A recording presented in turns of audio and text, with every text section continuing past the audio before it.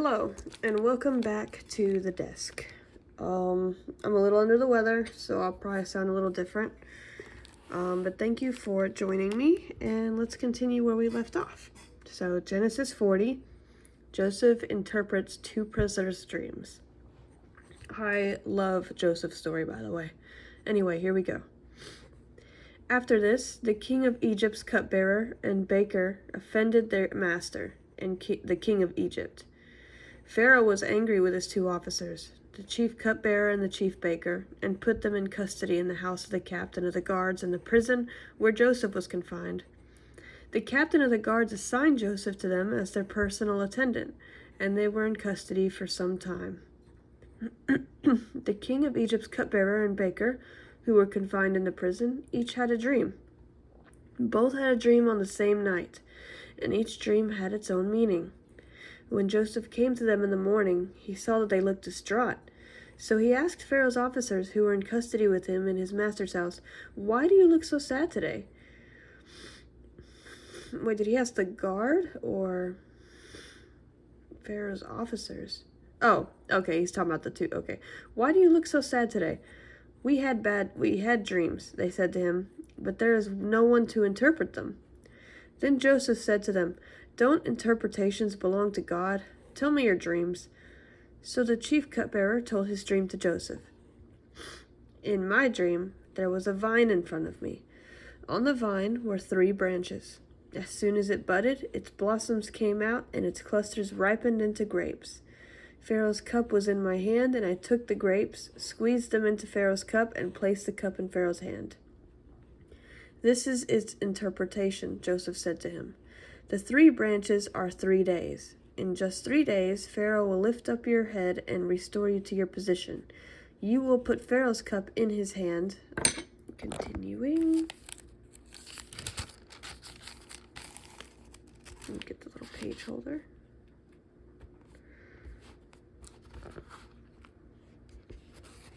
Sorry, it's taking me a minute to align it. There we go. "You will fill the Pharaoh's cup the way you used to when you were his cupbearer. But when all goes well for you, remember that I was with you. Please show kindness to me by mentioning me to Pharaoh and get me out of this prison. For I was kidnapped from the land of the Hebrews, and even here I have done nothing, that they should put me in the dungeon." Hold on, I got a cough. My apologies. Freaking weather change. When the chief baker saw the interpretation was positive, he said to Joseph, "I also had a dream. 3 baskets of white bread were on my head. In the top basket were all sorts of baked goods for Pharaoh, but the birds were eating them out of the basket on my head."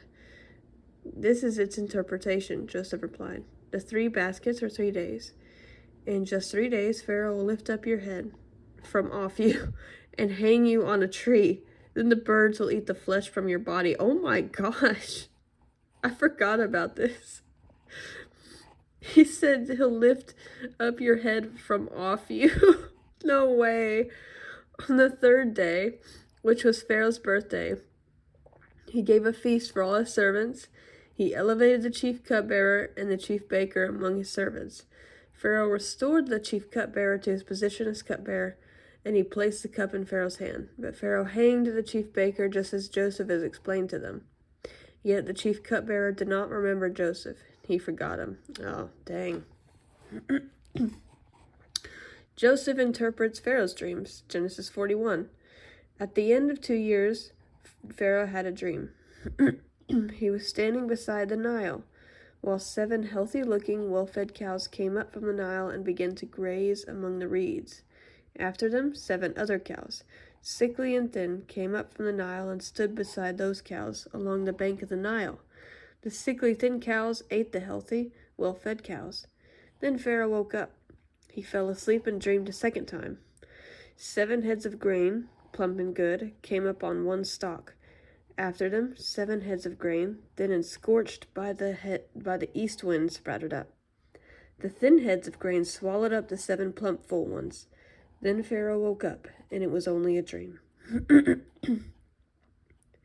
When morning came, he was troubled. So he summoned all the magicians of Egypt and all its wise men. Pharaoh told them all his dreams, but no one could interpret them for him. Then the chief cupbearer said to Pharaoh, "Today I remember my faults." Pharaoh was angry with his servants, and he put me and the chief baker in custody of the captain of the guards. He and I had dreams on the same night. Each dream had its own meaning. Now a young Hebrew, a slave of the captain of the guards, was with us there. We told him our dreams. He interpreted our dreams for us, and each had its own interpretation. It turned out just the way he interpreted them to us. I was restored to my position, and the other man was hanged. Then Pharaoh sent for Joseph, and they quickly brought him up from the dungeon. He shaved, changed his clothes, and went to Pharaoh. Pharaoh said to Joseph, "I have had a dream, and no one can interpret it. But I have heard it said about you that you can hear a dream and interpret it."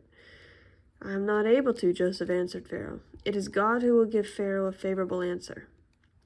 So Pharaoh said to Joseph, "In my dream I was standing on the bank of the Nile, when 7 well-fed, healthy-looking cows came up from the Nile and grazed among the reeds. After them, 7 other cows, weak, very sickly and thin, came up. I've never seen such sickly ones as these in all the land of Egypt. Then the thin, sickly cows ate the first 7 well-fed cows. When they had devoured them, you could not tell that they had devoured them. Their appearance was as bad as it had been before. When I woke up, in my dream I also saw 7 heads of grain, full and good, coming up on one stalk. After them, 7 heads of grain, withered, thin, and scorched by the east wind, sprouted up. The thin beads of grain swallowed the 7 good ones. I told this to the magicians, but no one can tell me what it means." Then Joseph said to Pharaoh, "Pharaoh's dreams mean the same thing. God has revealed to Pharaoh what he is about to do. The 7 good cows are 7 years, and the 7 good heads are 7 years. The dreams mean the same thing. The 7 sickly cows that came up after them are 7 years, and the 7 worthless, scorched heads of grain are 7 years of famine. It is just as I told Pharaoh. God has shown Pharaoh what he is about to do. 7 years of great abundance are coming throughout the land of Egypt. After them, 7 years of famine will take place, and all the abundance in the land of Egypt will be forgotten.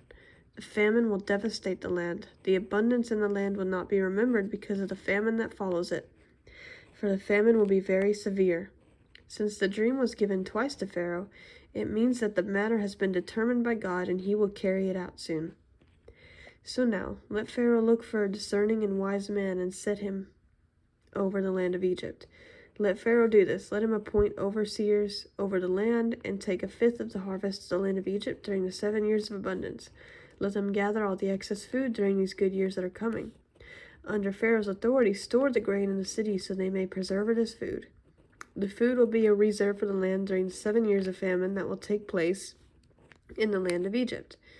Then the country will not be wiped out by the famine." Joseph exulted. The proposal pleased Pharaoh and all his servants, and he said to them, "Can we find anyone like this, a man who has God's Spirit in him?" So Pharaoh said to Joseph, "Since God has made all this known to you, there is no one as discerning and wise as you are.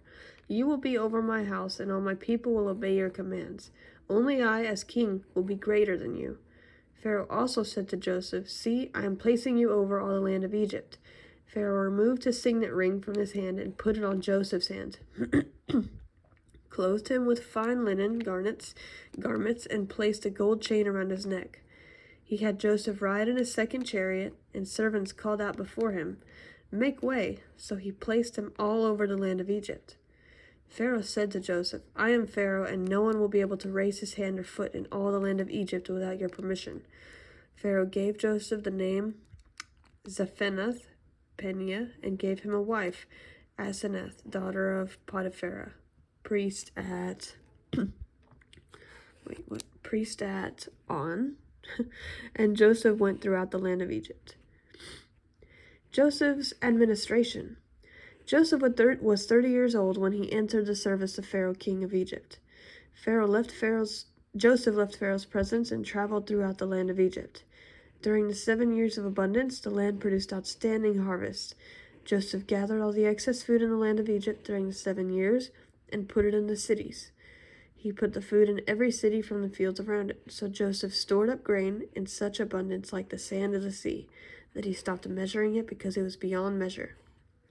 2 sons were born to Joseph before the years of famine arrived. Asenath, daughter of Potiphar, priest at home, bore them to him. Joseph named the firstborn Manasseh and said, God has made me forget all my hardship and my whole family. And the second son he named him Ephraim and said, God has made me fruitful in the land of my affliction. Then the 7 years of abundance in the land of Egypt came to an end, and the 7 years of famine began, just as Joseph had said. There was famine in every land, but in the whole land of Egypt there was food. When the whole land of Egypt was stricken with famine, the people cried out to Pharaoh for food.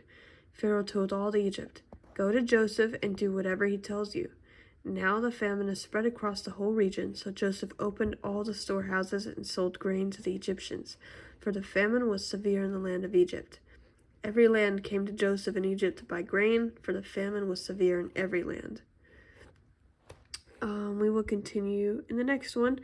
I appreciate you for joining me, and I can't wait to hear the rest of Joseph's story, or read it, technically. Have a great rest of your day.